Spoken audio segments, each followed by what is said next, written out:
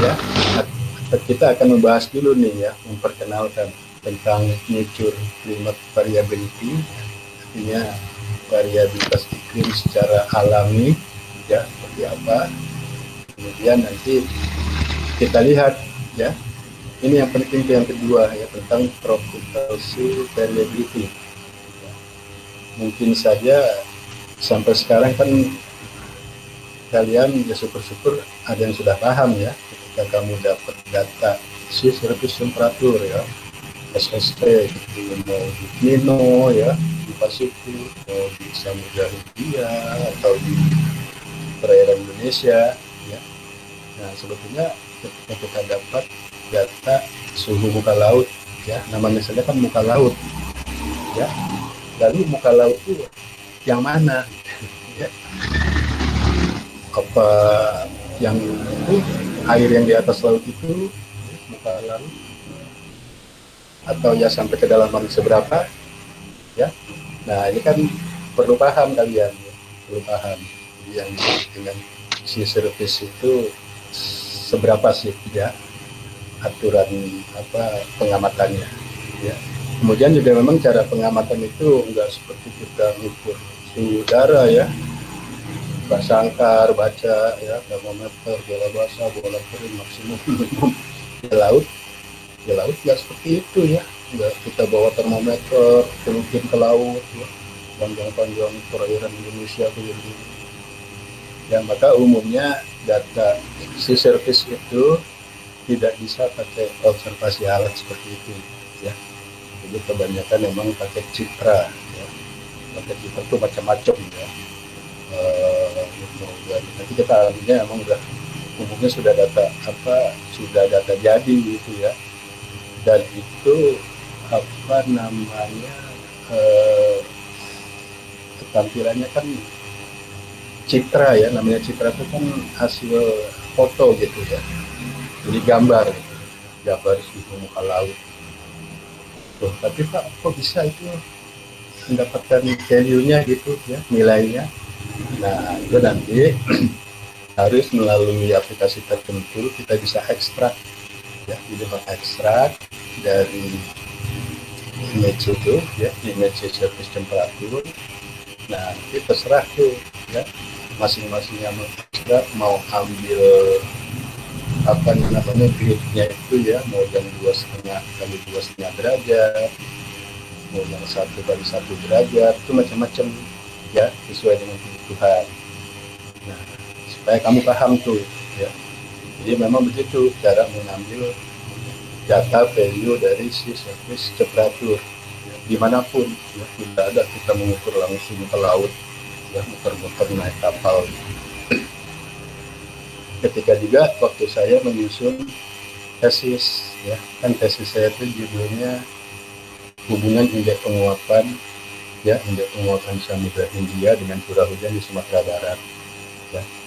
Nah indeks penguapannya itu saya hitung dari salah satunya variabelnya suhu muka laut ya. Nah itu saya ekstrak. Nah saya bikin dulu di Samudra Hindia dulu 2,5 derajat kali 2,5 derajat ya, yang mendekati Sumatera Barat ya, utara selatannya ditelah sekian bit. Nah dari sekian bit itu ya kita ekstrak ya, yang menggunakan aplikasi tertentu untuk mendapatkan value suhu muka lautnya. Nah di samping itu memang bukan hanya suhu muka laut, tapi juga nanti anginnya ya, komponen UV-nya juga bisa diperoleh ya. Itu ya bisa dari BOM ya, bisa dari sumbernya itu ya, bisa dari GME ya. Tapi terus terang aja ya, kebetulan waktu saya menyusun tesis itu yang mengekstrak data itu dibantu oleh teman saya di kantor pusat ya. Saya sendiri sebetulnya ya sekarang saya tahu sedikit-sedikit ya, mudah-mudahan kalian sudah pernah diajari itu ya, kita bagaimana cara mengambil data di grid yang kita inginkan ya, lebih diambil, lebih diekstrak sampai jadi value dalam bentuk Excel seri gitu ya. Tadinya kan bukan Excel gitu ya, kita bukan Excel. Nah, itu ya itu yang terakhir tadi.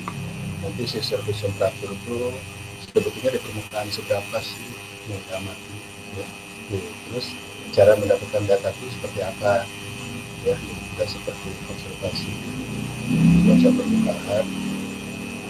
Kemudian nanti bagaimana karakter, ya, karakter suhu muka laut itu kita akan fokus nanti pada saat kondisi El Nino dan La Nina, kan itu selalu yang diperbincangkan kan, ya, pada saat El Nino itu pergerakannya di mana, ya. Nah, nanti keluarlah tuh pertanyaan-pertanyaan, ya, apa sih indikasi itu dikatakan El Nino, ya, lalu cara mendapatkan nilai kan anomalinya, ya, anomali selisih gitu antara aktual dikurangi dengan rata-rata. Nah, kalau ditanya rata-rata berapa, rata-rata 81 di 2010 apa 91 2020 apa 71 80, kan harus jelas, ya. Nah, mudah-mudahan ini ya nanti apa di pembahasan itu Pak kamu paham semua, ya.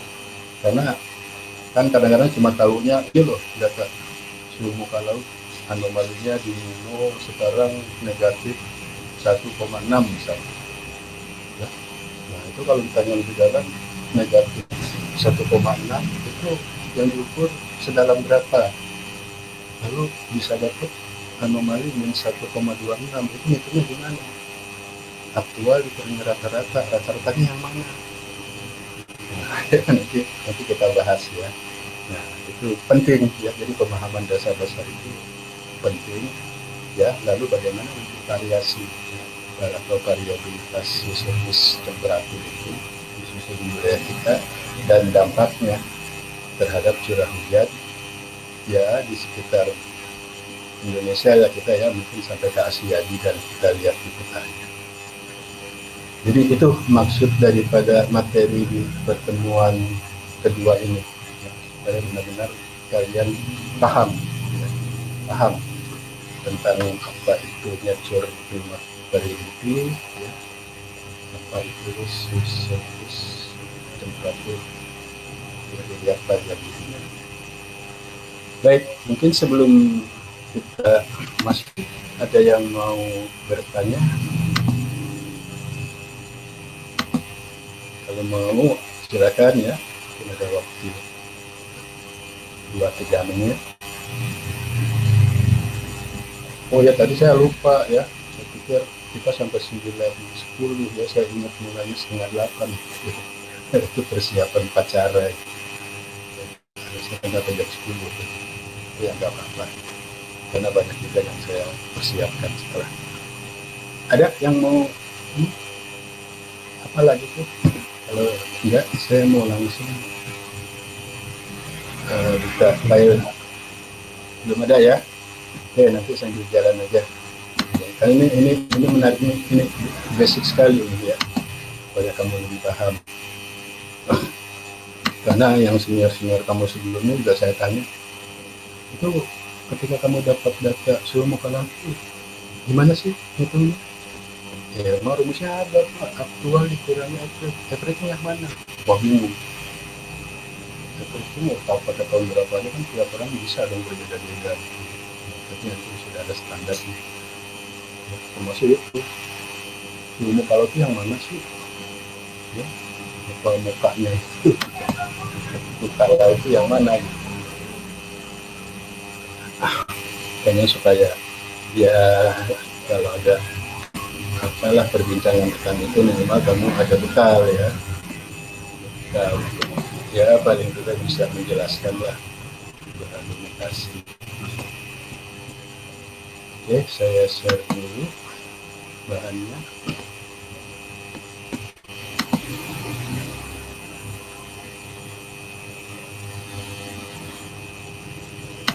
Oke, ya, sudah muncul, ya.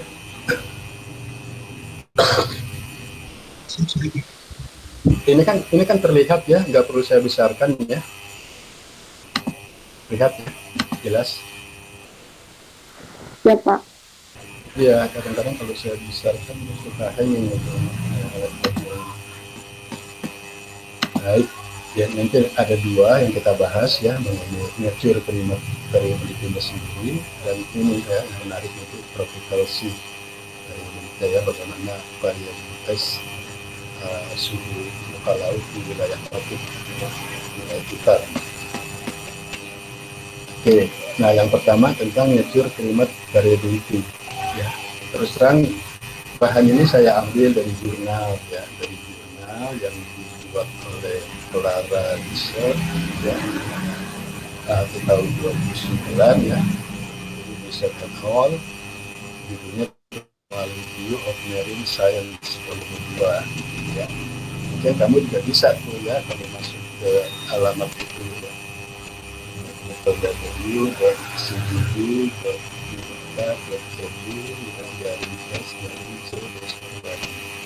ada nih bahan itu bagus berbicara tentang nature climate variability. Oke ya, nah nanti ya kita awali dulu, ini variasi of the earth surface temperature ya, jadi ini variasi apa namanya, suhu ya, suhu bumi, permukaan bumi selama 1000 tahun yang lalu ya, dari tahun 1000 sampai tahun 2000.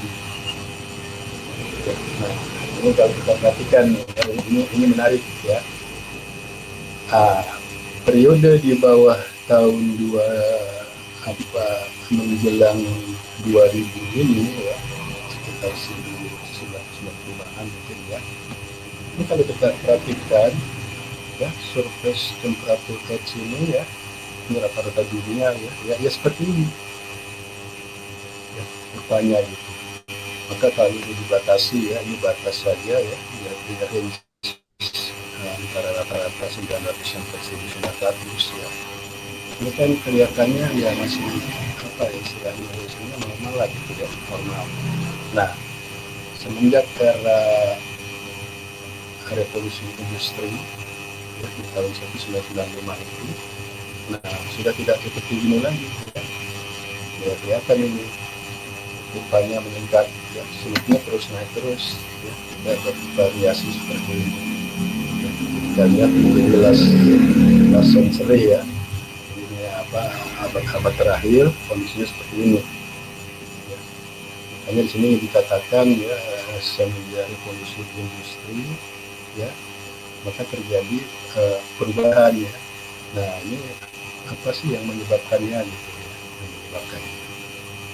Nah, lalu dikatakan memang pada abad ke-20-an itu ya, nah kan pemanasan memang apa juga terjadi ya, terjadi, dan apakah ini masih variasi yang nature, yang natural gitu ya.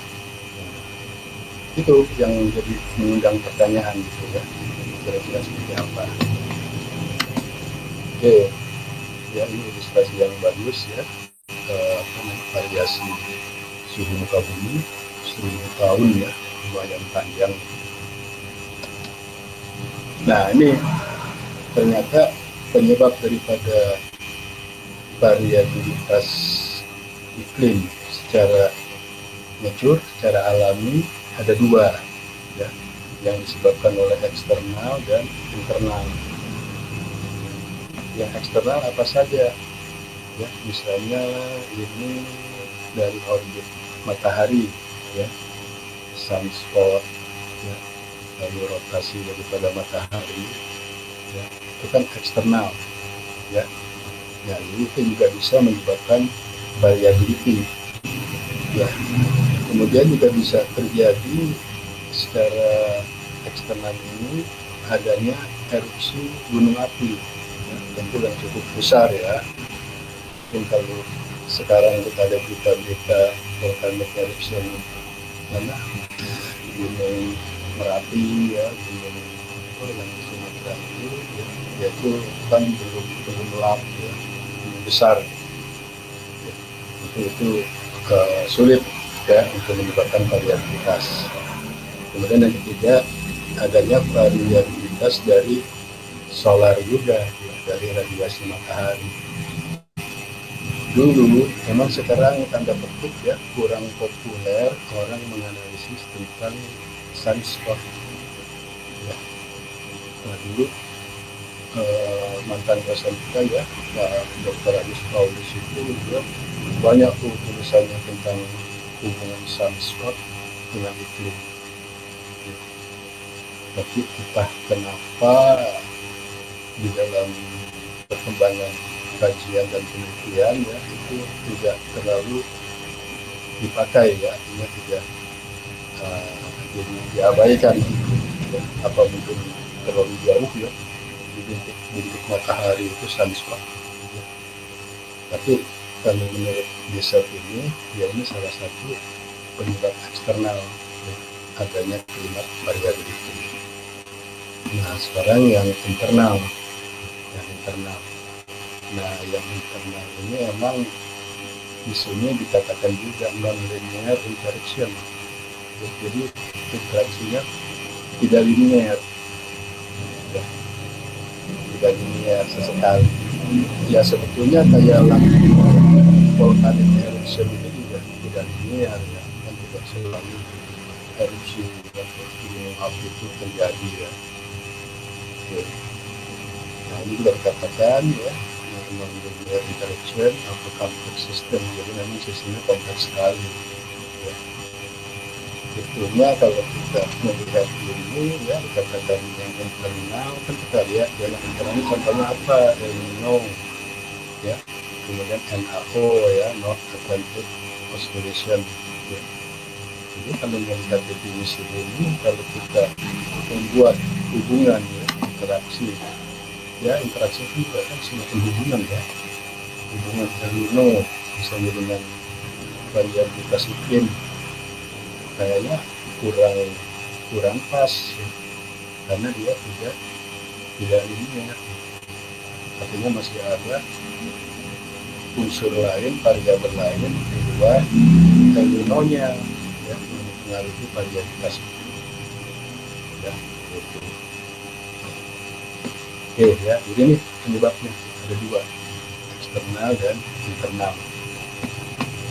Nah ini kan diilustrasikan ya ketika terjadi erupsi Gunung Pinatubo di Filipina tahun 1991 ya, kira mulai es ya. Wah demikian hebat ya, memang kan kejadian erupsi yang begitu besar ya, yang sampai abunya ini ya, mungkin kalau Merapi tidak seberapa ya dibandingkan dengan Pinatubo. Jadi partikel debu yang disebutkan dari gunungnya ini ya ini berpengaruh sekali ya terhadap iklim ya, bisa kita lihat ini ya efek dari aerosol vulkaniknya dari Pinatubo tadi ya.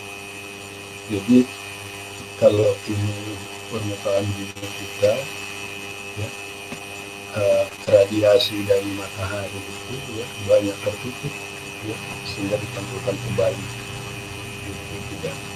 tidak banyak sampai ke permukaan ya ketika terjadi volcanic eruption ya, jadi banyak disimpan di sini ya di lapisan antara ini kan masih di troposfer ini ya. Troposfer antara muka bumi di tertutup ya pada ketinggian tertentu itu oleh adanya ini ya material dari vulkanik itu ya SO2 aerosol dan seterusnya itu. Dan ketika di kejadian itu diambil dari citra satelit ya.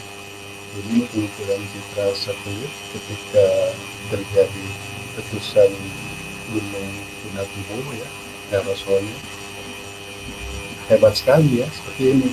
Jadi kalau kita perhatikan kejadian awalnya ya ini kan ada tanggalnya nih ya, mulai meletus ini 9 sampai 10 April 91 ya sampai 13 Mei ya. Ini jadi gelap ini karena tertutup oleh aerosol itu ya. Jadi setelah itu hilang ya, letusan itu pengaruhnya nggak ada ya, maka citra mengukur lagi, mulai muncul lagi ya. Jadi ini pun belum normal ya. Belum normal, ini kan wajar nih ya, di sekitar ekuator pemanasannya itu akan lebih panas ya dibandingkan kutub utara dan selatan. Dan sebagai hari berikutnya ya, bulan Agustus September, jadi berapa bulan ya, dari April sampai ke September ya, baru kembali ini seperti normal gitu ya. Di kondisi seperti normal ya, kalau ya, di ekuatornya ya lebih panas, ke subtropisnya ya, gitu dan seterusnya ya.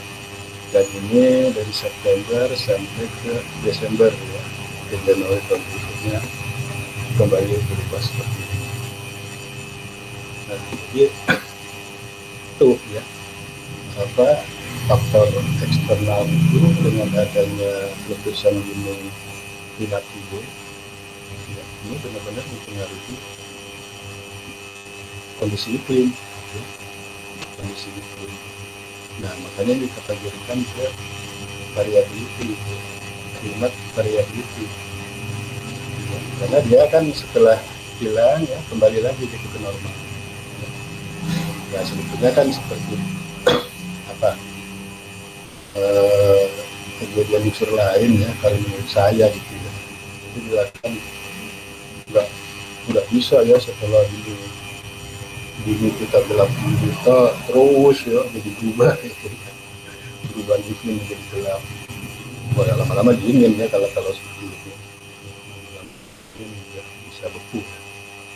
Ternyata ini juga akan kembali ke normalnya setelah gangguan itu hilang. Oke, selanjutnya Inga ya, ini greenhouse gas forcing sejak tahun 1750 ya. Jadi ini juga yang dijadikan dasar ya untuk proyeksi peningkatan suhu ya, akibat adanya greenhouse gas ya, jadi adanya efek dari rumah kaca. Memang ini skenario ya, tapi skenario itu dihitung dari adanya gas forcingnya ini ya, diperkirakan akan selalu naik ya meter perseginya, sehingga memang suhu juga akan selalu meningkat. Memang ini kan ada beberapa skenario ya, ini kan terkait nanti dengan skenario RCT ya, tergantung model-modelnya nanti ya, yang 85, ada yang 45, 42, oke. Nah, selanjutnya untuk solar forcingnya sendiri, jadi kalau kita lihat ya, ini juga menarik ya, sebetulnya radiasi positif sejak 1750 sampai sebelum era industri ya masih jadi masih berfluktuasi ya. Jadi apalagi ini kan ya, ini lumayan beberapa puluh tahun ya, dia dingin terus negatif. Nah, setelah era industri yang terus meningkat. Makanya kalau ditarik di atas trennya tadi ya, dia ini terbial ya, naik seperti itu.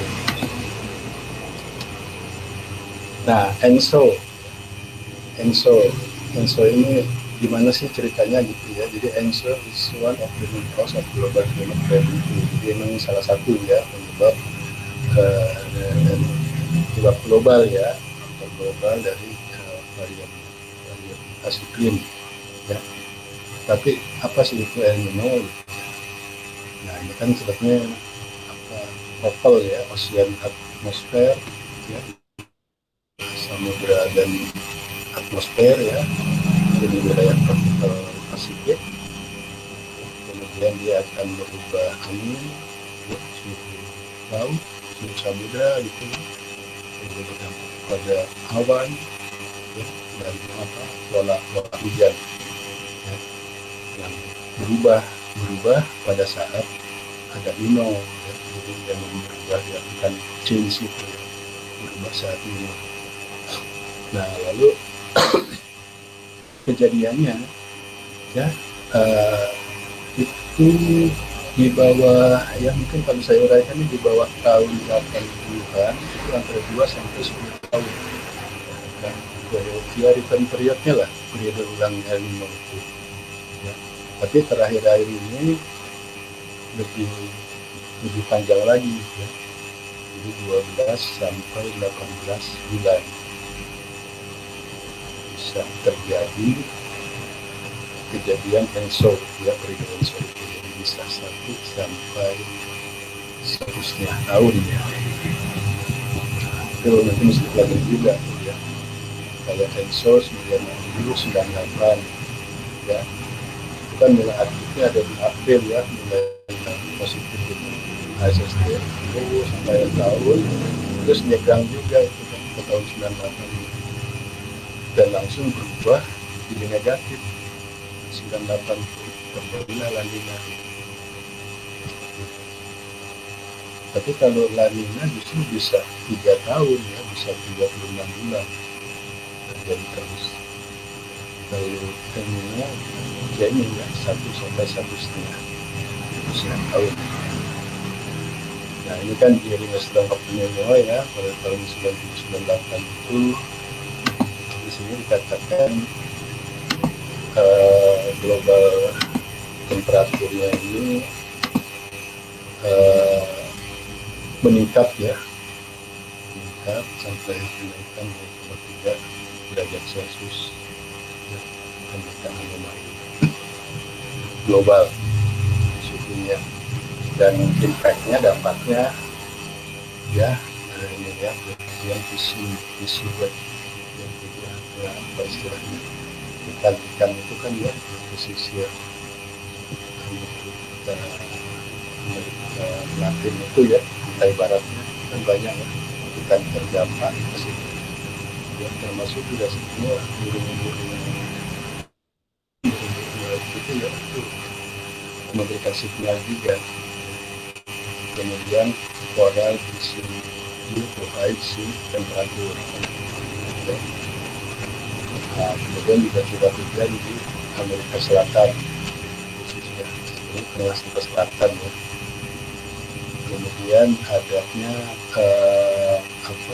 global connection ya, jadi hubungan kekeringan di Afrika. Jadi ketika terjadi Nino ini bukan hanya Afrika yang Indonesia, jadi beberapa negara di Afrika pun ya, yang sekitar ekuator juga mengalami kekeringan. Kemudian juga menjadi coordinate strength of tropical storm, dan menjadi pemicu juga untuk tropical storm yang sangat kuat. Makanya nanti saya lupa mungkin menjelang akhir pertemuan ya, bagaimana kalau connection antara ENSO dengan Nino ya, ENSO dengan apa juga ada yang di dalamnya disinggung antara ENSO dengan munculnya tropical storm itu. Ya ini sedikit ya, karena memang itu lebih dalam lagi. Ini cuma kondisi saja ya. Nah ini memang sering dijadikan referensi ya, sering dijadikan referensi di draft proposal penelitian ya, dijadikan normal condition ya, seperti ini ya. Ini adalah wilayah kita, ini ada di Indonesia. Nah ketika kejadian condition ya, ini akan bergerak ke Pasifik, pertumbuhan awan ini Sehingga nanti di wilayah kitanya ini Indonesia di sini ya, Indonesia ini jadi dan ini adalah apa suhu kedalaman lautnya. Jadi kalau pada saat kondisi normal ya seperti ini dan ketika muncul Nino ya maka yang merahnya ini suhu yang menyatakan panas dia menjadi luas ya, bahkan ya sampai muncul ya di ke permukaan dibandingkan ya dengan yang normal ini kan seperti itu. Oke ya, ini sedikit gambaran tentang mekanisme ya proses El Nino ya. Tadi kan dikatakan apa coupling ya antara atmosfer dan samudera itu seperti itu. Dan di kedalaman lautnya ya seperti ini perbedaannya. Nah, ini cuma contoh saja ya. Jadi semenjak tahun 82 sampai 2012 ya, ini anomali suhu muka laut Pasifik. Jadi yang merah-merah ini adalah tahun-tahun dulu, yang biru ada tahun-tahun ya. Sebetulnya yang menarik di sini apa yang kamu ambil? Umumnya ya seperti ini kan ya tahun 2002 ini kan 2010 ya, 2010 ada La Nina ya, sebelumnya muncul El Nino ya. Kemudian yang paling jelas ini 97 ya, diikuti 98 ya. Kemudian ini tahun 82 ya, 82 diikuti 83 ya. Jadi ya nggak tahu juga ya, karena kalau saya juga belum mendapatkan ya kenapa kalau kejadian Nino yang strong itu diikuti tahun berikutnya Nina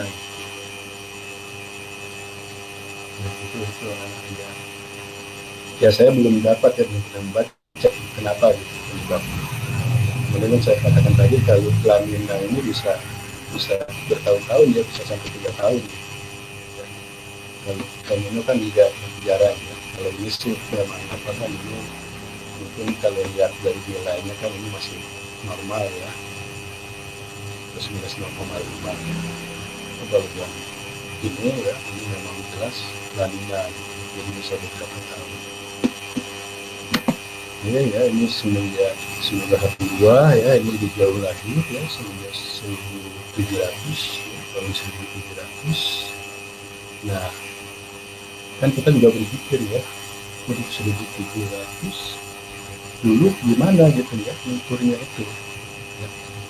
Nah makanya di sini yang kurva warna merah ini kan tadi ya menggunakan instrumental data ya, pakai citra gitu kan ya.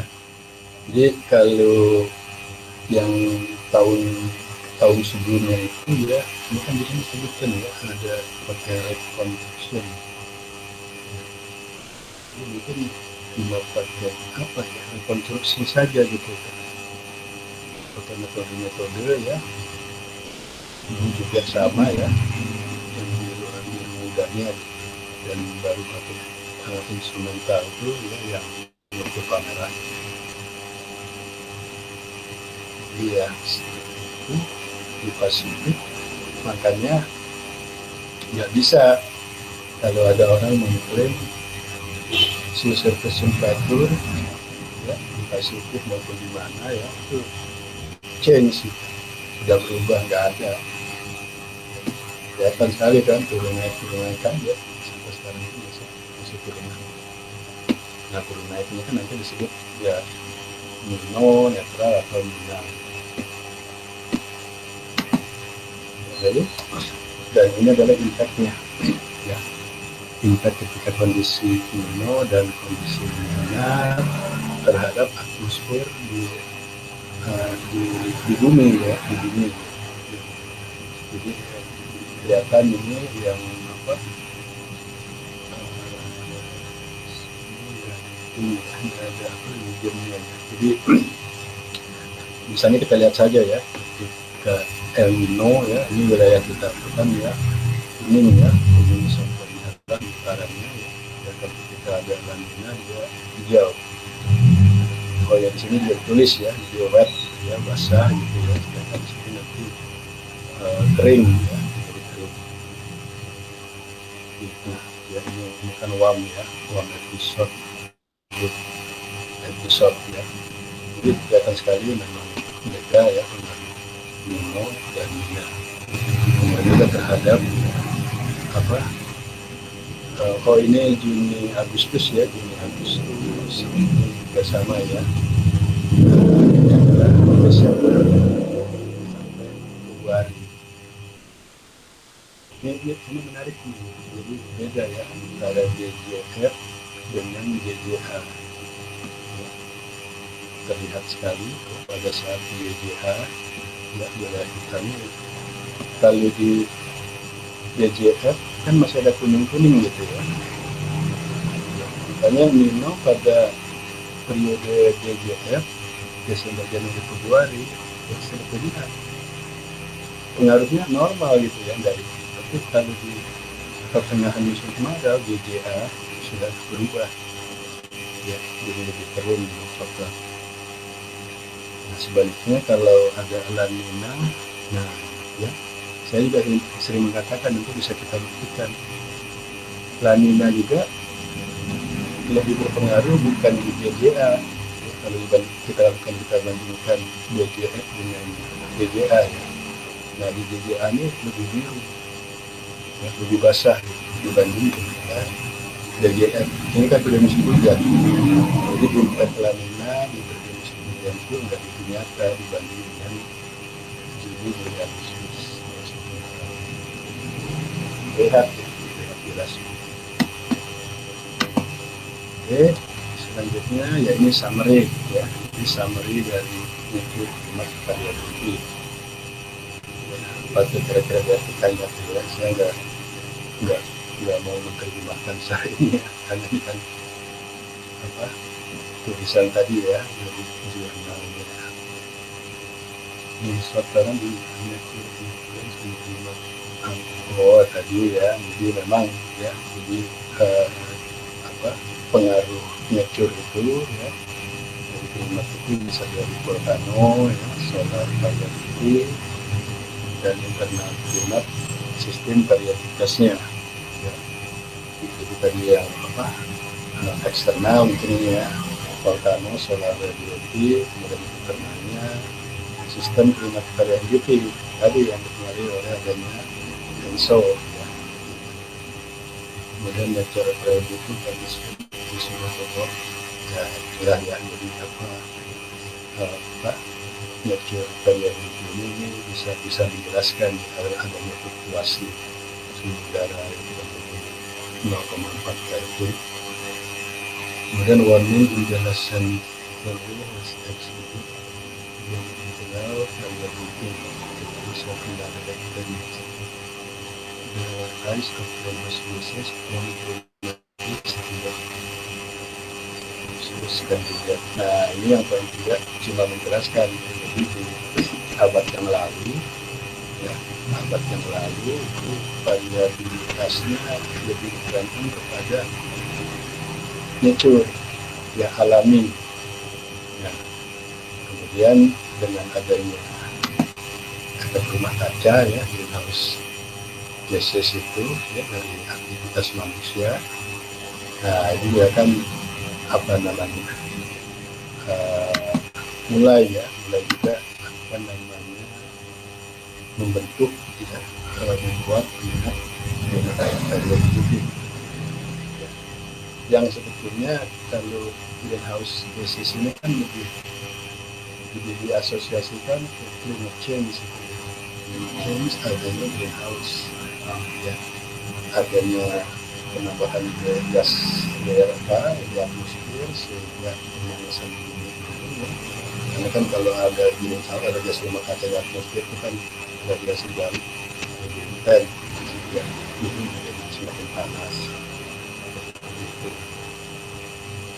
Nah, makanya ini bisa dikatakan menjadi bagus kandidat ya. Jadi memang kalau dikaitkan dengan klimat periode itu ini masih yang perdebatan sih.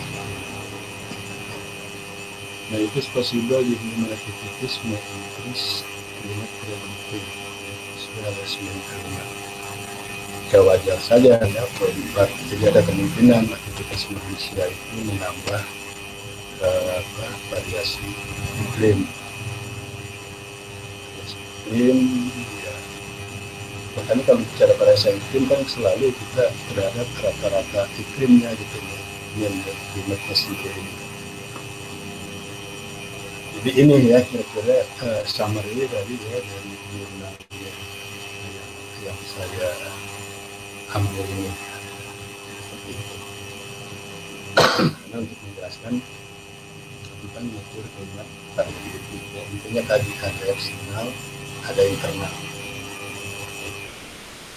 Kalau mau dikaitkan dengan climate change ya, kemarin di awal ya, di pertemuan awal ya, kita ya bisa dipahami masing-masing seperti apa. Baik, nah berikutnya ini ya bagian kedua, tropical sea variability. Ya, jadi memang sini kita akan khusus mempelajari ENSO dan IOD. Oke, nah yang paling menarik kan kalau melihat ENSO itu ya, kita coba flashback ke belakang. Ada kejadian ekstrim kan tahun 2010 ya, itu terjadi high rainfall ya over Indonesia, kemudian juga flood ya, terjadi banjir ya, kejadian banjir pada event normal dry period ya, menariknya kan floodnya pada dry period ya, itu banjir di musim kemarau ya, 2010 ini. Lalu high sea surface temperature anomaly ini memang tinggi sekali ya, di atas 1 derajat Celcius. Jadi memang benar-benar ini sudah masuk ke kategori La Nina yang moderate ya. Kemudian dari Ramos sendiri ya, mencatat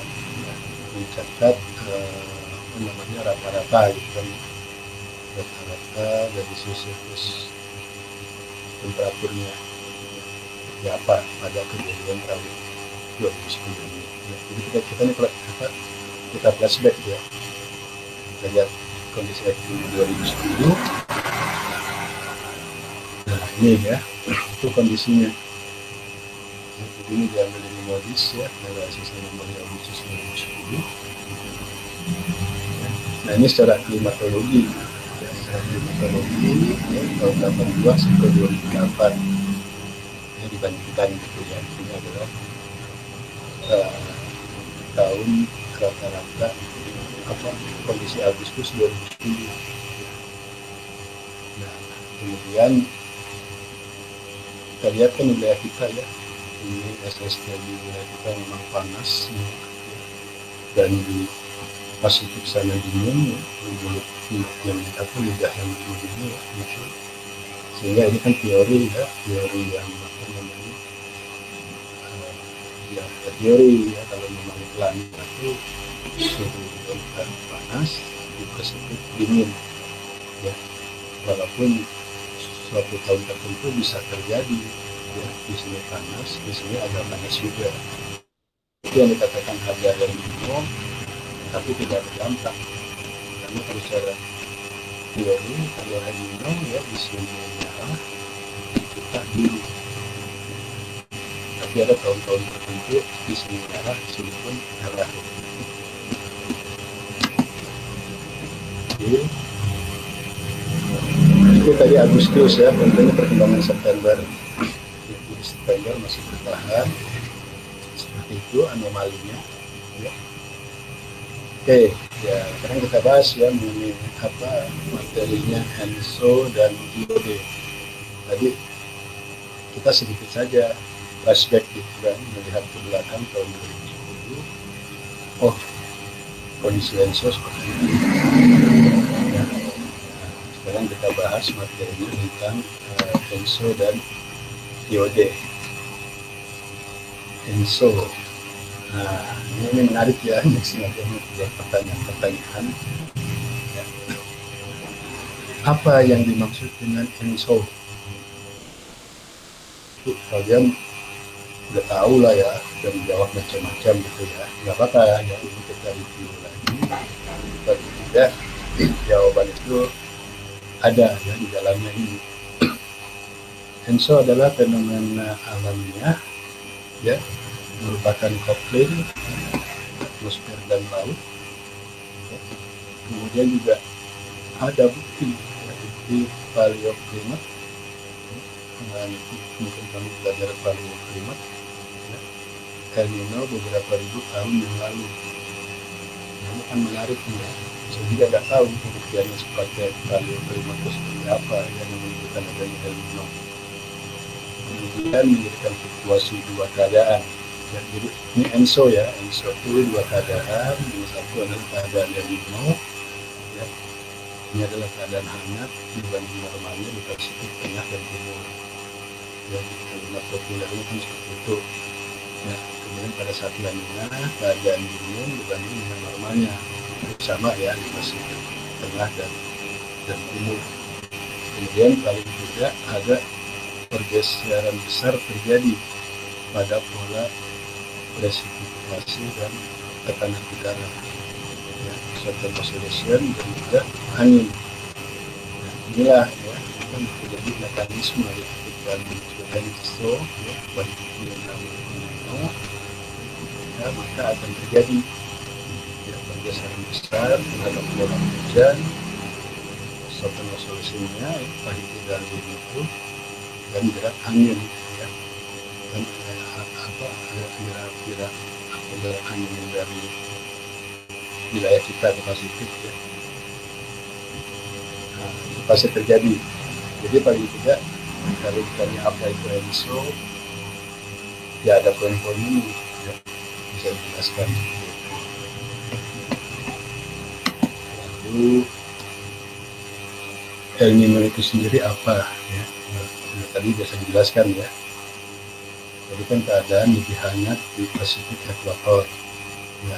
Nah, ini tadi ya adanya pergeseran itu apa sih? Angin timuran melemah, ya, dan ini sejalan dengan positifnya westerly anomalies. Ya. Jadi karena angin timuran melemah, kemudian westerly-nya menjadi positif, ya, keluar. Kemudian terjadi konveksi hampir di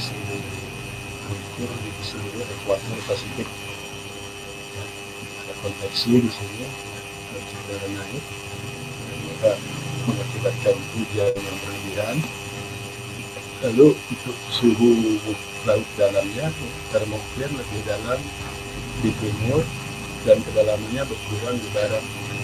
Tadi di awal ya, di awal saya berikan gambar suhu kedalaman laut pada saat terjadi El Nino. Termoklirnya lebih dalam di bagian timur kalau kita lihat, kemudian agak berkurang ke bagian barat ya, suhu yang mengarahnya itu. Selanjutnya La Nina ya, La Nina masih timur lebih dingin dibanding normal. Kemudian daerah maritim kontinen basah dibanding dengan normal.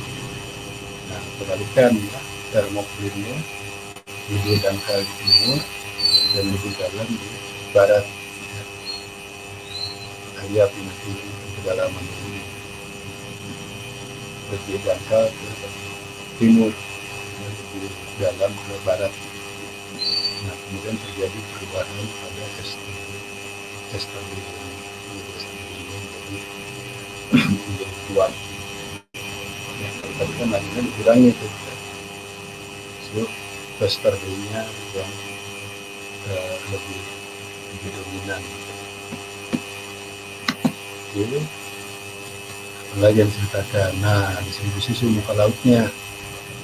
Jadi anomali suhu SST dengan rata yang kita jelaskan ratanya seperti apa. Nah, pada waktu El Nino distribusi SST hanya ke ekuator, ini gambarannya. Kemudian pada waktu La Nina ya, di Pasifik bagian timur ini terjadi apa istilahnya ya, Kortenju gitu ya, pendinginan gitu, muka laut ya, di Pasifik bagian timur ini menjadi biru. Nah, di sini dikatakan yang menarik, El Nino dan La Nina bukan eksak. El Nino dan La Nina bukan eksak. Bukan eksak apa? Bukan eksak kebalikan satu dengan yang lainnya. Artinya begini penjelasannya. Mana ya? Misalnya kalau eksak itu kan 2 ditambah 2 4. Maka yang 2 ini bisa sama dengan 4 dikurangi 2 gitu ya. Atau 4 sama dengan 2 tambah 2. Jadi artinya dia bukan kebalikan. Sebetulnya bukan kebalikan. Jadi memang ada kejadian yang masing-masing unik ya antara Nino dengan Nina. Jadi sebesar kalau Nino di Pasifik sana panas, kalau Nina di Pasifik sana dingin. Ya. Lalu kalau fokus di Indonesia ya, bukan Nino dingin, bukan Nina panas. Nah makanya tadi saya katakan bisa terjadi ya, kalau Nino di Pasifik panas, ya di Indonesia juga panas gitu. Ya, jadi memang bukan kebalikan, tidak eksak. Jadi inilah ya jawaban kalau ditanya tentang ENSO ya sekitar ini ya.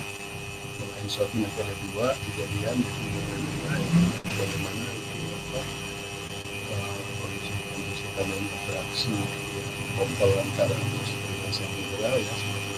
Jadi ke situ saja menjawabnya ya. Jangan kami jawab Nino, apa itu ENSO? Ya, ENSO ada 2 tuh Nino. Nanti Nino hujan jadi kering di Indonesia, Nino hujan jadi besar, jadi banyak di Indonesia.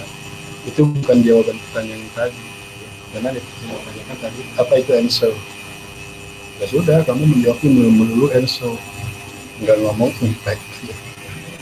Nggak perlu dikaitkan dengan dampak, karena itu nanti ada pertanyaan sendiri. Oke. Selanjutnya pertanyaan kedua, apa ukurannya atau apa yang mengukur kekuatan kejadian El Nino dan La Nina? Ini dijelaskan kan tanya ukuran kekuatannya ya. Nah jadi pada saat El Nino maksimum konveksi terjadi di dekat jet plane daerah apa jet plane itu yaitu kondisi sangat basah kan di Pasifik itu ya. Kemudian daerah Indonesia yang normalnya basah menjadi kering ya, itu salah satu yang bisa menyatakan ya. Kemudian kalau La Nina konveksi menguat di daerah Indonesia ya, dan kondisi kering di dekat jet plane maksudnya dari jet plane itu di Pasifik sana. Ini dari distribusi spesifikasinya, distribusi hujannya kalau menjawab tadi ukuran kekuatan Nina. Menurutnya dari anomali suhu permukaannya ya, macam-macam istilah ya, ada SST, ada SLP, ada lagi laut NSL ya, sama ya, dengan SLP nah berdasarkan Nino, SLP anomali di atas normal, di bagian barat Pasifik di bawah normal di bagian timur, dalamnya memang sebaliknya. Ya, nah ini nanti kekuatan anomalinya menyatakan kan nanti ada kategori Nino mulai dari weak, moderate, strong ya, itu dari anomali suhu lautnya. Tentunya ketika di wilayah Pasifik. Jadi dijawabnya cuma 2, yaitu kekuatan itu terhadap apa adanya basah kering di satu wilayah termasuk Indonesia. Kemudian bagaimana anomali psikologi itu sendiri itu ukuran menyatakan kuatnya Enso. Dan yang ketiga, kejadian El Nino dan La Nina dampaknya apa terhadap atmosfer? Tadi sudah kita singgung sih ya. Jadi ini respon atmosfer ketika ada El Nino. Jadi pada periode WGF ya, yang paling kuat dan luas pada saat ada WGF saat suhu udara mencapai maksimum ya. Kemudian panas di atas normal yang diasosiasikan dengan El Nino, merasa konvektif, perubahan perilaku ekstrim ya. Ingat ya, jadi ini kan tadi banyak responnya terhadap atmosfer ya. Nah ini respon atmosfer pada saat ini ya. Kemudian dampaknya tidak sekuat pada saat WGF tidak sudah saya jelaskan, dan mayoritas terjadi di belahan bumi selatan ya. Karena kelihatan kalau kita tarik ekuator ya. Nah ini lebih banyak di dampak di bagian selatan. Kemudian pada saat La Nina tadi juga ya gambarannya sudah kita bahas sebetulnya mereka berkorbannya beberapa tahun hutan ada tahun hutan berbalikan dengan Eko yang punya lama paling banyak tadi ya 1 sampai 1,5 tahun. Kemudian direspon atmosfer. Nah, kan responnya memang beda-beda ya. Ini ketika nilainya strong, contoh 82, 83 dan 9798 ya. Jadi seperti ini. Jadi ada surplus, curah hujan bisa engkau positif ya. Di sini yang bertambah bertambah basah gitu. Jika terjadi dari kuat.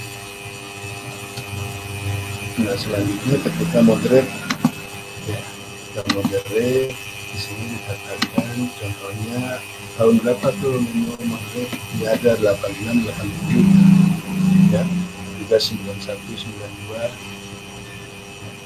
Nah ini tapi menarik juga ya, pada saat 86, 87 sebetulnya sudah tidak terlalu signifikan ya, tapi pada 91, 92 ini sedikit lebih signifikan ya, terhadap sirkulasi atmosfer ini.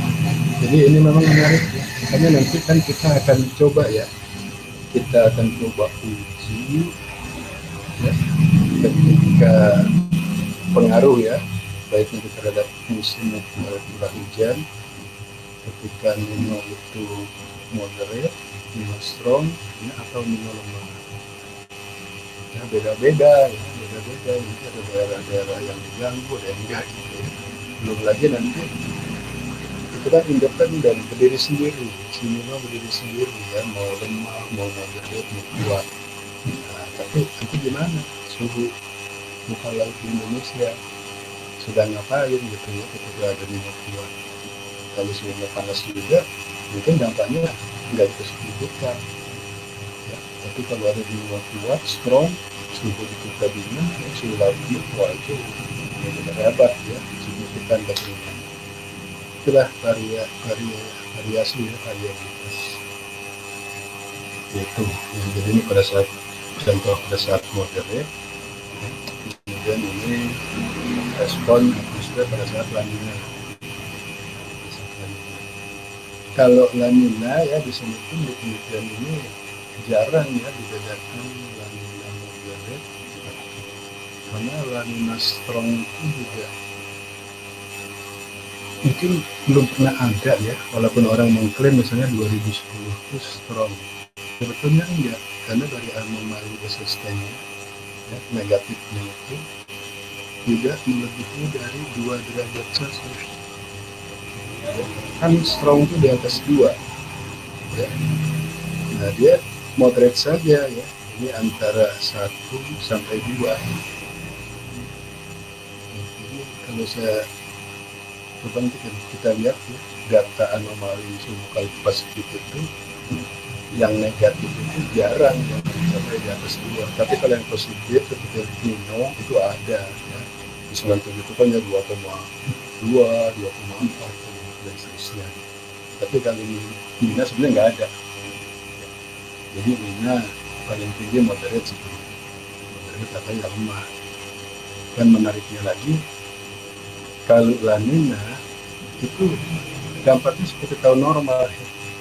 Karena begini, karena terutama Indonesia memang normalnya banyak hujan. Ya. Maka ketika ada La Nina lemah, nggak terasa, sama saja dengan tahun normal. Minanya moderate pun kalau pada musim hujan itu menambahnya sedikit saja. Ya, dia akan menambah di musim kemarau. Ya, makanya di sini tidak dikaji ya, tidak dipecah Mina strong, moderate, ya, cukup La Nina saja. Nah, pertanyaan berikutnya, apa indikator kekuatan kejadian La Nina? Kalau tadi kan kekuatan dampaknya ya, terhadap curah hujan dan atmosfer. Kalau ini kekuatan si Ninanya sendiri, ya, indikator apa ya, yang bisa menjelaskan kekuatan EN dan LN. Nah, ini sedikit ya, ini monitoring ENSO ya. Jadi monitoring ENSO itu kan ada beberapa indikasi ya, indikasi di atmosfer, misalnya SOI ya, selisih tekanan Tahiti dan Dargin. Ya itu bisa ya, dijadikan indikator. Kemudian juga equatorial SOI ya. Kemudian juga low level wind index ya, termasuk nanti upper levelnya ya. Kemudian juga OLR ya, nah ini semua monitoring ini semua tuh ya bisa untuk menduga kekuatan daripada ENSO. Ya, nah kemudian kalau dari ONI-nya ya, ONI itu banyak kan macam-macam ya, ada untuk Mino 1, 2 ya, kemudian Mino 3, Mino 3, 4 dan Mino 4. Nanti ada di sini nih, di 1, 2 yang mendekati ke Papua ya. Tapi di Papua ada yang lebih menyebut lagi di atas Papua itu Mino 2 gitu ya. Itu menarik juga tuh kajian tersendiri. Kemudian Mino 3 itu di sebelahnya 1, 2 ya. Yang 4 pas di sebelah barat Amerika, maka antara 4 dan 3 itu ya dikatakan yang Mino 3, 4. Artinya ini ya yang dijadikan indikator untuk menyatakan kuat lemahnya ENSO. Oke, tradisional soil. Ini katakan tradisional soil ya. Ini adalah selisih anomali ya, suhu muka laut yang ternormalisasi antara Darwin dan Tahiti. Ya, makanya ada hitungannya tersendiri itu ya, menghitung soil itu ya, ada rumusnya. Bukan langsung sekarang Tahiti berapa mili, di Darwin berapa, enggak seperti itu ya. Jadi agak yang dikatakan ternormalisasi ya. Jadi ada nilai rata-ratanya dulu ya. Baru nanti masuk ke dalam rumus ya, bagaimana menentukan SOI. Kemudian equatorial SOI, selisih anomali suhu muka laut yang normalisasi ya, rata daerah itu kan kalau equatorial SOI ini ya, di antara daerah 5 derajat bintang utara selatan, kemudian bibirnya seperti 30 sampai 80 WB ya, dan ke barat, jadi bagian baratnya 5 utara selatan, bibirnya 90 sampai 140. Itu nanti yang dimasukkan equatorial SOI. soy. Ini apa entah ya, ini ada dia dan ini contoh nilai SOI. Jadi kalau SOI kebalikan, jadi kalau dia apa negatif ya dia menyatakan apa namanya nino ya nino, kalau positif nina. Jadi beda dengan sisa anomali SST di Pasifik sana. Berikutnya apa? Soy pada pasien positif. Ketika soy itu nanti selisihnya jadi positif, ya maka kondisi keadaannya seperti ini. Ya. Maka kalau soy itu positif, tadi kan saya katakan wilayah kita jadi basah. Soy positif yaitu ya sama dengan SST negatif ya mina gitu. Soy positif jadi basah ya. Nah dia kan fase ini diasosiasikan dengan lagunya. Kemudian ya kebalikannya ketika selisih baik itu dari ini ke negatif ya maka wilayah kita jadi agak kering. Dan ini diasosiasikan dengan nino ya. Tadi kan karena angin timuran sedikit diganggu ya oleh westernless ini ya, jadi ada angin ke sana jadi ya katakanlah waktu Pasifik ini kan dihadang gitu ya. Di sini menjadi kering ketika soalnya negatif ya, dan itu berasosiasi dengan kejadian El Nino. Lalu Oceanic Index tadi ya, tadi Newpone itu ya, ini pembagiannya tadi pembagiannya ini 34 ya, dan ini adalah 3 1 2 itu dari sini sudah dekat ke wilayah Papua. Ini cuma pembagian saja ya. Dan ini time series ya, time series untuk kejadian Nino, kejadian coklat Nino yang dulu Nina ya. Nggak serupa kecuali time series Nino 1-2 yang noise. Ini ada juga sebetulnya yang memiliki di daerah Nino 1-2, tapi yang pernah saya dapat bahannya juga itu di Nino 2 pas di utara Papua itu. Dan hasil penelitiannya menarik ya, sebetulnya Nino 2 itu men-trigger kejadian Nino di 34 mau strong atau ada itu ya penelitian itu. Jadi sebetulnya kalau kita memantau di Nino 2 itu bisa memantau juga ke kondisi di Nino 34. Oke. Lagi ya ini subsurface-nya. Subsurface pada akhir 96, 97, 98 ya. Ini kan menunjukkan dari tahun normal mau masuk ke Nino ya, terus mau mengikuti dengan La Nina ya. Jadi mulai akhir tahun ya, November 96 ini kondisinya sudah seperti ini. Jadi sea surface ya, kalau kita lihat dan Pasifik ya, ini apa bibirnya gitu ya, ini kan udah mulai kelihatan ya, udah mulai kelihatan panas ya, gitu. Jadi kalau apa yang di atas ini kan kedalaman ya, kedalaman juga pada kedalamannya ya, ini menunjukkan, kalau ini menunjukkan dari suhu muka lautnya ya, kalau ini adalah anomali ya, kalau ini real ya, dari suhu muka lautnya ya, ya adanya seperti itu ya. 96 ini adalah uh, pada akhir tahun sebelum kejadian Nino 97. Jadi sudah kelihatan di akhir November. Makanya nanti mungkin kalau kita lihat data anomali ya, udah 7 Januari 97 itu udah positif lebih dari 2 gitu ya. Kan tidak seperti itu.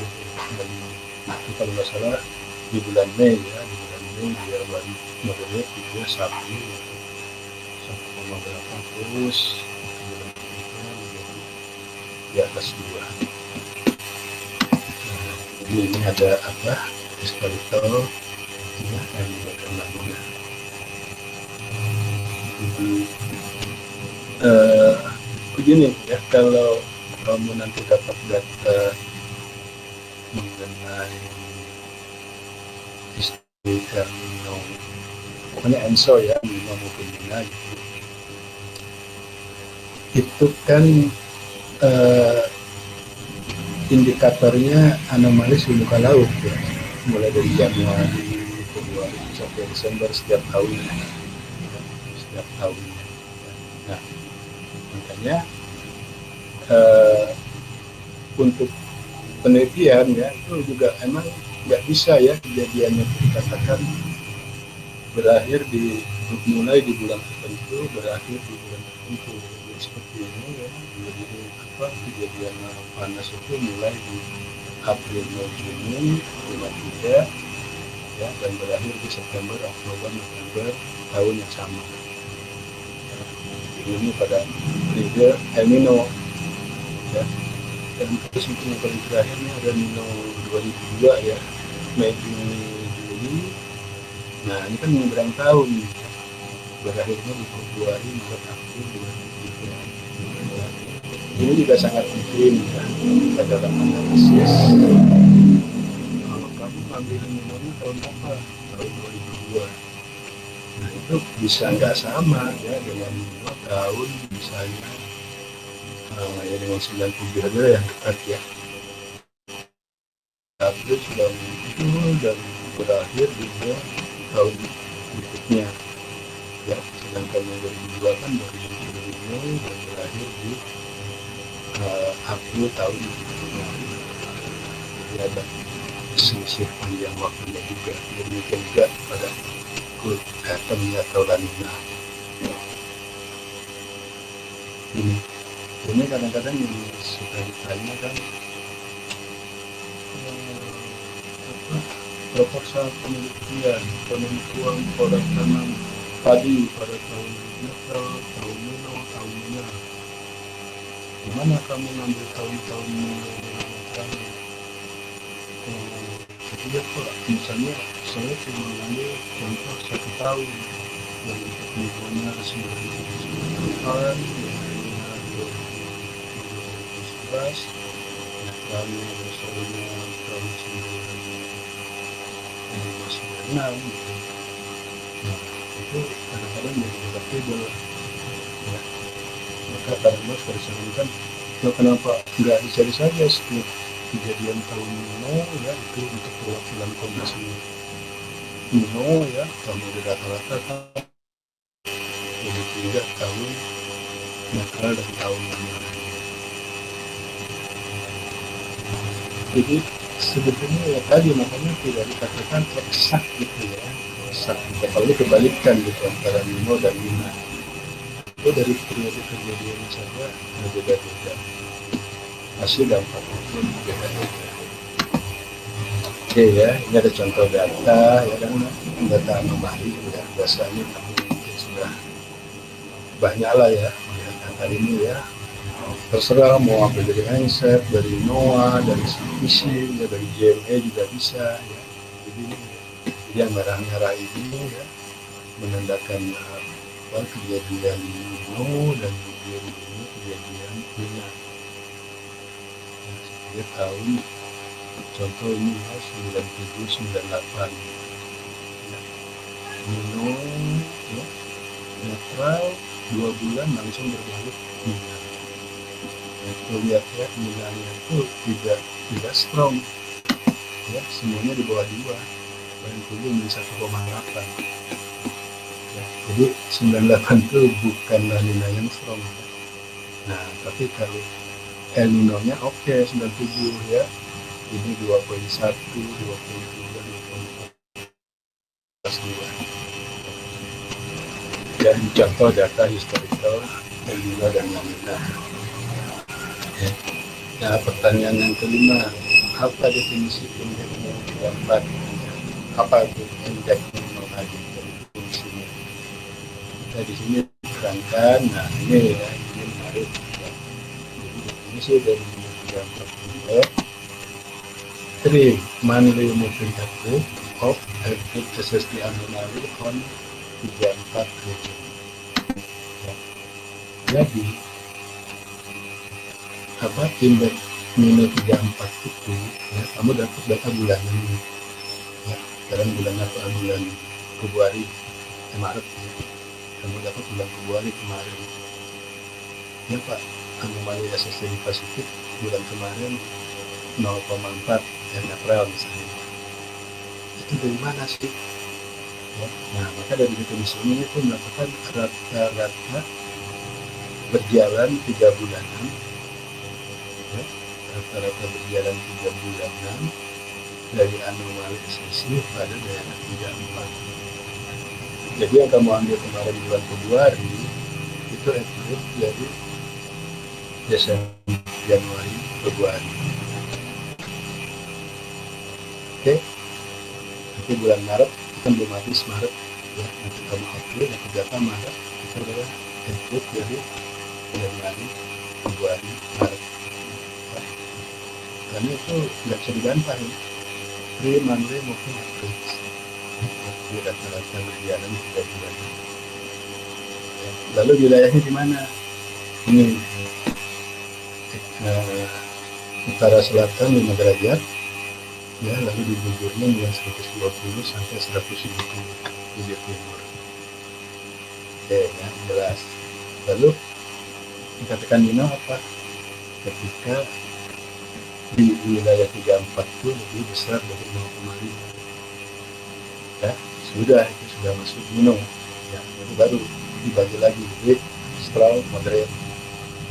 Dan ketika dikatakan La Nina kita kurang dari negatif 0,5 ya. Nah Pak, itu moving average rata-rata itu kan selisih anomalinya kan, anomalinya ya sudah rata-rata 3 bulanan dari anomalinya.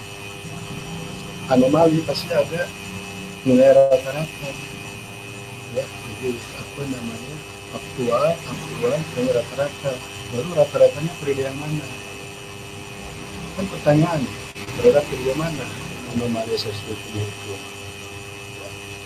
Nah maka dijawabnya ini untuk data set ya.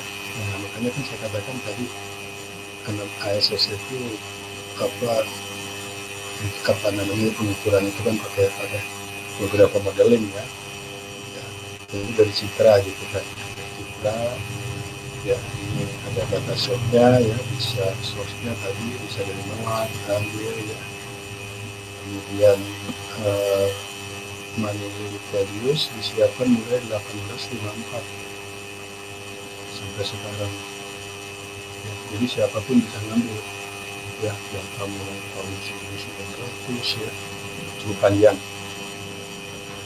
Ini datasetnya ya, sudah disiapkan oleh Noah ya. Lalu untuk spatial coverage-nya yang masih berupa spasial, ini ada 2 derajat latitude dan 2 derajat longitude ya, pada lokasi sekitar 89 kali 180 feet ya, tinggal pilih itu yang, dan dia akan mengcover 88 derajat utara selatan ya, dan 0 bujur timur ya, semuanya 0 sampai 360-an ya. Nah ini Base Variant for Climatology 1921 2000. Jadi tadi pengurangan suhu aqua terhadap rata-ratanya mana? Rata-rata 31 2000. Ya, ini mulai normal ya. Nah, kami juga berkembang ya. Pak Nur, kalau yang dari GME dia rata-ratanya tidak 32.000 ya, tapi itu juga cuma info saja. Lalu pakai periode mana? Nggak ngerti juga ini stoknya ya. Nah, yang sudah pasti di sini dikatakan rata-rata 31. Oke ya, ini kondisi minus saja ya, dengan 34 mulai 18.40 ya. Kita sudah disiapkan kan sampai sekarang ada. Kemudian sama ya, ini contoh saja ya, masuk ke iode. Oke ya, ini waktunya ini iode. Nah ini biasa ya, ini sudah pakem ya, sudah pakem 3 faktor yang mengkontrol dan mengendalikan hujan di Indonesia ya. Jadi ada ENSO ya, Pasifik ini bisa Nino, bisa Lanina. Ada SST Indonesia nomor 2 ya, bisa dingin, bisa panas ya. Satu lagi di Polmot ya, kalau di Polmot ini bisa positif, bisa negatif. Sebenarnya nanti kalau dalam analisis tambah lagi dengan sistem monsun kayak apa, sedang kuat atau sedang lemah. Itu mungkin kalau dikaitkan dengan munculnya siklon gitu ya, karena siklon itu menyambangnya juga ya. Jadi kalau bicara iklim ya ini ya bolehlah ditambah dengan monsun. Udah tahu ya kamu iode ya, iode ada 2 fase yaitu positif negatif ya. Ketika positif kita kering, ketika negatif kita basah. Dan gambarnya ini ya, jadi ini kalau sedang positif ya, kita akan kering ya, karena hangatnya di sini di barat Afrika ya. Sedangkan kalau negatif ya, kita hangat, maka terjadi kirim hujan besar. Nah kalau menghitung iode ya, dia kan nggak rata-rata ya. Jadi iode dihitung dengan menghitung selisih SST di barat ekuatorial ya, nanti ada kotaknya ini ya, pada ini, dan timur ekuatorial ya, jadi lingkuran ini. Itu saja ya kalau iode, bila nanti positif atau negatif ya, tidak ada kaitannya dengan nilai rata-rata. Nah, ini dampak ya, ini dampak iode negatif dan positif. Contoh saja di Australia ya, saya mancing aja ya. Ini alangkah cantiknya ya kalau kita buat dampak iode negatif dan positif di Indonesia. Nah, ya kan tuh ya, ada lagi satu tema yang menarik ya. Kalau Australia bisa membuat, kenapa kita sebaran positif kita katanya 5.000 di Indonesia ya, jadi ditentukan ketika negatif seperti apa, ketika positif seperti apa ya. Ini pancingan aja nih buat kalian ya. Ya kalau Pak Indonesia terlalu berat Pak, saya mau nonton Sumatera aja ya boleh. Kita juga kasih pulau atau Kalimantan atau Sulawesi bisa. Tapi kalau semua kecamatan, kabupaten ya terlalu kecil lah ya, skala wilayah. Oke, nah ini yang menarik pertanyaan tentang berapa kedalaman si surface coklat.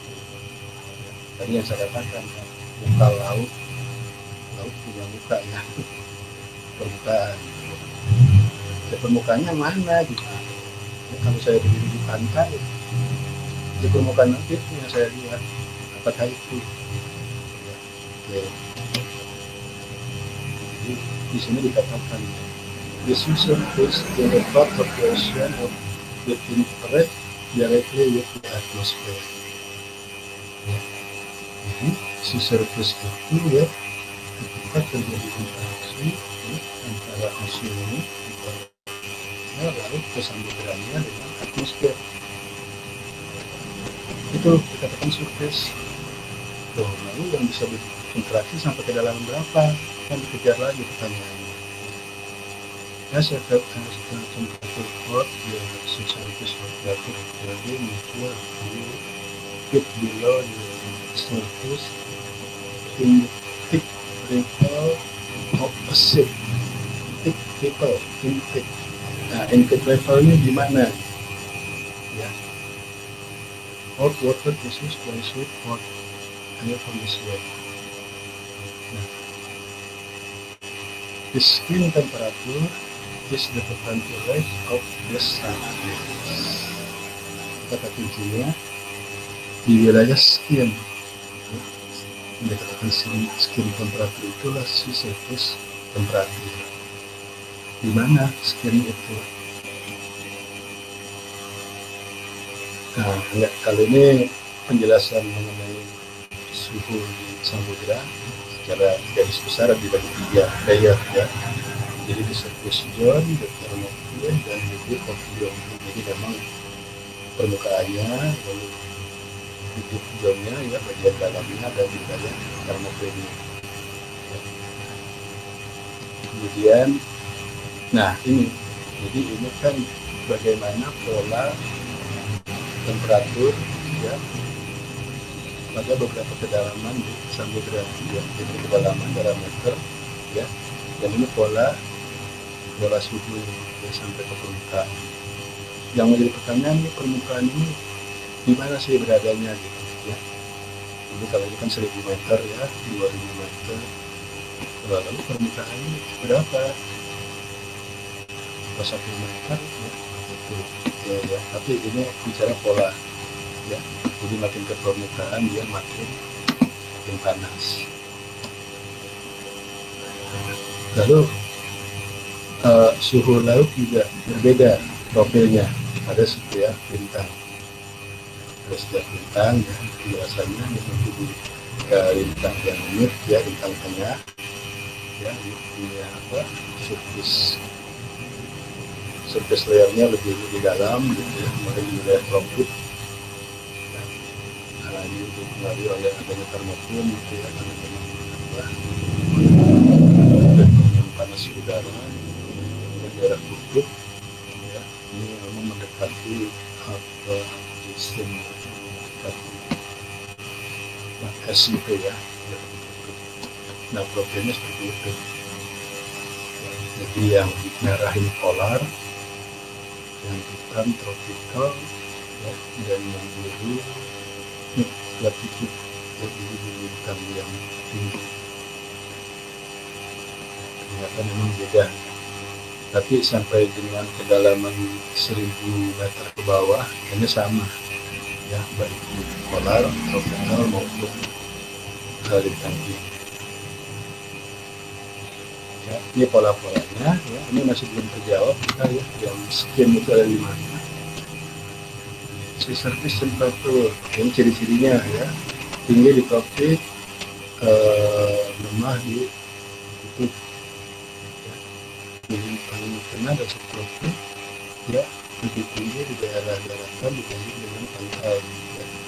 Kemudian di daerah polar temperatur yang lebih rendah ya, di daerah pantai ya. Menarik juga dibanding dengan apa namanya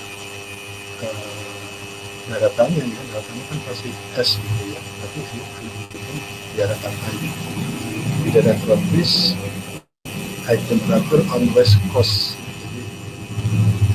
Jadi wilayah tropis itu termasuk kita dan temperatur tinggi pantai barat ya, dibanding dengan pantai timur. Kemudian dia adalah high temperature on Pasifik.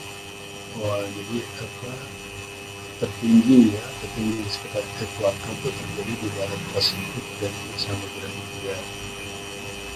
Kemudian ada forest zone ya, Samudra Timur, ocean barat, jadi hubungan ada ada panas peninsula ya, panas dan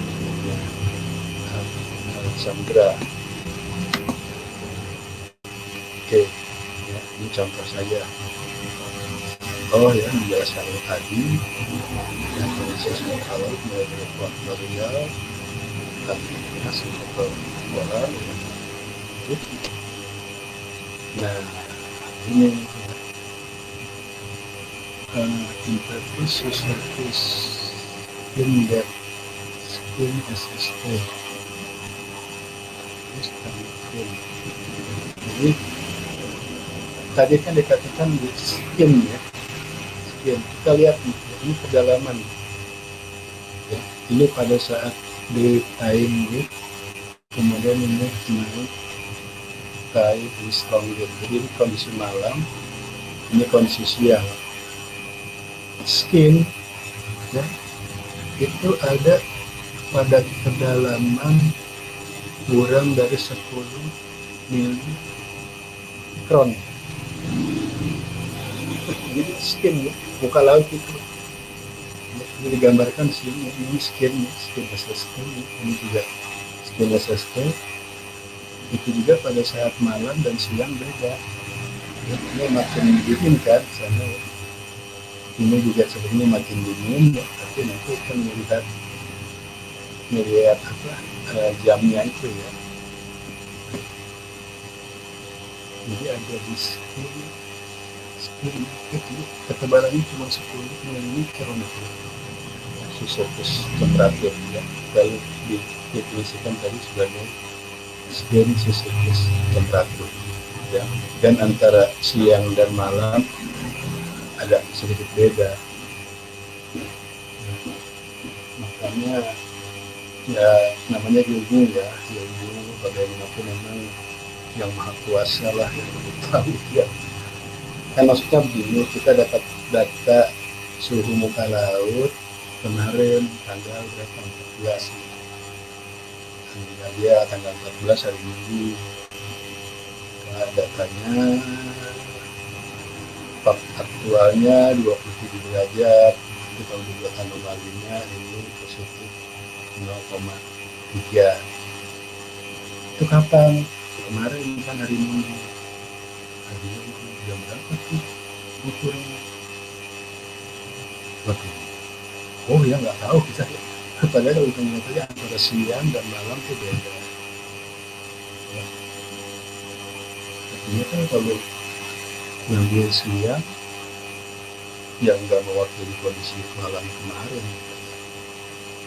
Ini sepertinya kalau mau dikejar gitu ya, tentang penjelasan data anomali suhu muka laut atau data suhu muka lautnya, itu waktunya kapan? Ya, tadi dari kedalamannya saya kan baru terjawab di skin. Oh ternyata skin itu di bawah 10 mili. Ini kan tipis ya, serambut kita jadinya menjadi surface ya. Kemudian pertanyaan yang terakhir ya, nanti ini tugas kita ya, apa dampaknya apabila ada kejadian lanina terkoppel dengan DM negatif dan sebaliknya. Ya, kejadian El Nino terkoppel dengan DM positif. Itu apa dampaknya? Kan macam-macam dampaknya terhadap curah hujan bagaimana, terhadap awal musim bagaimana. Awal musim juga ada awal musim kemarau, ada awal musim hujan, terhadap sifat hujan musimnya, kemarau, hujan, kayak apa, mungkin itu terhadap panjang musim. Ya. Ketika kemudian terkoppel dengan jadi negatif, panjang musim kemarau di Indonesia, bla bla bla, atau panjang musim di zone Sumatera, bla bla bla. Ya kan? Wah itu penelitian yang menarik. Siapa yang bisa jawab? Belum ada. Ketika ada El Nino, DM-nya positif. Ada apa? Musim kemarau kayak apa? Musim hujan kayak apa? Hujan itu gimana? Kalimantan. seperti teori. Kalau terkoppel dengan DM positif, kering. Silakan aja lihat nanti jom Kalimantan karena apa. Semua kalau ada yang terkoppel dengan DM positif, oh awal musim kemaraunya mancing, silahkan periksa, kita punya data jom di seluruh Kalimantan ya. Nanti kalau kalian mau data kita dari tahun 1981 sampai 2020 ya, itu ya, pertanyaan akhir ya belum terjawab ya, belum terjawab. Nah, itu menarik untuk kalian, dan juga mungkin nanti ini akan kita jadikan salah satu tugas ya, tugas untuk menjawab pertanyaannya. Ini belum lagi di-couple dengan suhu muka laut di Indonesia ya. Artinya ketika ada La Nina, DM-nya negatif, SSD Indonesia panas, wow banjir kemana-mana. Teorinya kan, logikanya ketika ada EN terkoppel dengan DM positif, suhu Ina dingin, wah kering, dari Sabang sampai Merauke ya. Tinggal dibuktikan saja benar nggak teori menggunakan data. Oke ya, jadi kira-kira ini bahan pertemuan kedua. Silakan ya, ada waktu ya sekitar 5 sampai 10 menit lah ya, kalau memang ada yang mau tanya. Ini menarik nih, silakan.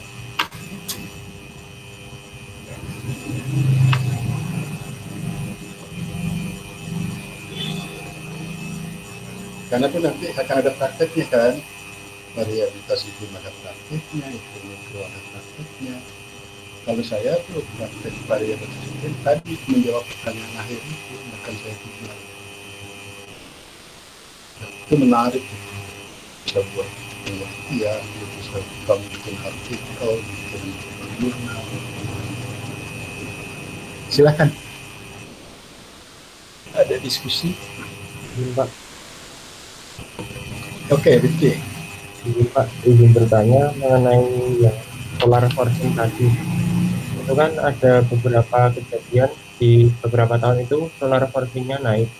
Tetapi itu di tahun tersebut itu tidak mesti terjadi, tidak selalu terjadi El Nino atau La Nina gitu, Pak. Apakah ada faktor lain yang mempengaruhi itu, Pak? Terima kasih, Pak. Oke, itu aja. Iya ya, jadi baik. Ya, tadi kan tadi juga saya sudah menyebut ya tentang solar ini. Ya, ini memang sempat apa ya, bukan populer istilahnya, sempat gitu ya di tahun-tahun 80-an. Artinya analisis atau penelitian tentang radiasi solar ini ya dikaitkan kan dengan bintik matahari ya, artinya ya ketika bintik matahari itu meningkat pernah ada itu berasosiasi dengan kejadian El Nino misalnya ya, ketika bintik matahari berkurang ya, nah itu berasosiasi dengan kejadian normal maupun La Nina ya. Tapi sebetulnya saya ada grafiknya ya mengenai grafik solar itu dari beberapa tahun ya. Nah itu juga sulit mengidentifikasi karena solar itu lebih konstan gitu ya, grafik itu konstan saja gitu ya. Konstan gitu. Sementara di tahun ini kan ada Nino, di tahun ini ada Nina, nilainya normal. Jadi kalau dikorelasikan ya, misalnya dia memang linear gitu ya, tentu dia hasilnya itu akan linear dengan tahun normal ya, karena memang polanya solar radiation ini ya begitu saja ya, fluktuatif tapi konstan gitu ya. Itu kan nanti sesuai dengan gerak posisi matahari juga dong ya, bulan ke bulannya. Memangnya kan yang mempengaruhi tentang bintik itu ya, kejadian bintik matahari itu ketika maksimum, ketika minimum seperti apa ya. Jadi memang pertama itu ya, ketika melihat tren gitu ya, data solar itu ya dari bibit matahari cenderung konstan tahun ke tahun ya, sehingga mungkin para peneliti agak sulit ya akan mengasosiasikan dengan uh, kejadian dinamis atmosfer ya, baik Nino maupun Nina. Gitu. Terus kedua, ada juga yang berpikiran kok terlalu jauh ya, terlalu jauh sekali gitu. Jadi kan kalau dari kaidah apa ya, dari kaidah klimatologi ya, bagaimanapun kan nanti dihitungnya pakai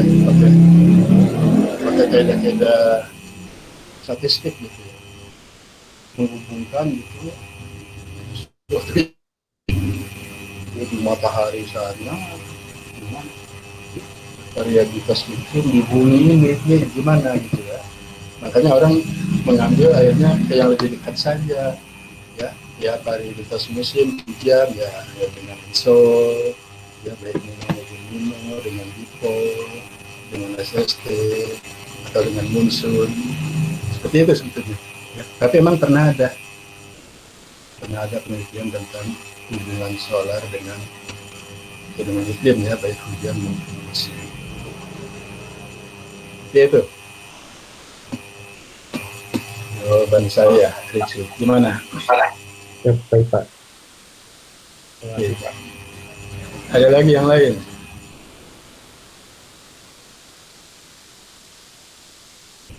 Nah, kalau tidak ada, saya mau ini aja nih, mau kasih pesan ya. Di pertanyaan terakhir tadi, ya itu nggak main-main, maksud saya. Itu bisa dijadikan nanti proposal, ya, buat penelitian. Ya. Karena kan kemarin juga di pertemuan rutin ya, kita ini ya, anggota di BMKG dengan SBMKG itu kan selalu ya mengadakan pertemuan 10 harian itu ya. Banyak ya itu calon-calon yang sedang mengambil S3 itu di luar negeri ya, itu apa namanya disertasinya ya sedang gencar menulis itu kombinasi gitu, atau coupling antara kejadian dinamik atmosfer ya, dalam hal ini ya itu ENSO ya, ENSO di dalamnya ada Nino, ada Nina, kemudian dengan DM ya, DM ada positif, ada negatif, kemudian dengan suhu muka laut Indonesia yang bisa panas bisa dingin. Nah ketika ini berinteraksi semua, gimana keadaan musim atau hujan di satu wilayah, misalnya di Jawa Barat atau Jawa Tengah atau ya kalau berani Indonesia. Nah, maksud saya kalau ada yang tertarik ke situ ya, yang mungkin kamu bersiap-siap dulu ya, maksudnya bersiap-siap coba mempelajari tentang tadi apa kopling itu ya. Di tahun berapa saja ada gunung moderate atau minus kuat ya, diikuti periode yang negatif, diikuti suhu muka laut kita yang sedang dingin ya, itu kan harus diperiksa tahun ke tahun periodenya bagaimana. Begitu ya kalau mau ambil yang kebalikannya, ketika ada La Nina, dipolnya negatif, meskipun bisa sedang panas ya, itu kan bisa kamu identifikasi ya dari data tadi, data global yang kamu bisa apa ya, bisa kamu search gitu ya, bisa kamu upload ya dari NOAA, dari siapa, CPC ya, dari POAMA, dari apa, JME, periksa dulu tuh ya, tahun ke tahun. Nanti kan menarik, oh ada nih ya, tahun ini nih terkopling semuanya. Nah, baru kamu boleh konsultasi ke saya, kamu tahun ini gimana nih datanya lengkap ya, ada nggak? Nah, itu mana mau se Indonesia, Pak, saya mau Sumatera aja dulu itu ya, ke Kalimantan ya, itu menarik ya. Jadi ya sepertinya sih kalau tidak untuk proposal penelitian ya, paling nggak untuk menulis jurnal aja udah mantap dan ditunggu-tunggu infonya. Ya. Oke, baik, ada lagi? Kalau tidak ada, ya saya cukupkan dulu ya sampai situ. Ya, saya lupa ya di pertemuan ke depan itu masih bicara tentang apa ya. Maksudnya nanti yang ini ya, itu memang kalau nggak salah saya dapatkan setelah PS ya, kita mulai bergerilya itu ya. Mungkin tadi ya untuk kombinasi dari atmosfer pengaruhnya terhadap hujan dan musim, kita cari nantilah wilayahnya di mana ya. Oke, baik, kalau tidak ada lagi ya mungkin cukup ya seperti itu ya, dan bahan-bahannya silakan kamu baca ya. Tadi ya yang tentang muka laut itu di mana itu ya, di skin itu ya. Skin itu kalau di bawah 1 mili ya, tipis sekali. Tapi logis ya, karena kan citra itu kan memotong ke atas dong ya, tidak sampai ke dalam. Tapi tadi ada kurva ya, kurva baik itu kan di kondisi siang malam, baik itu di masing-masing lintang ya, kan menarik sampai kedalaman sekian kilo.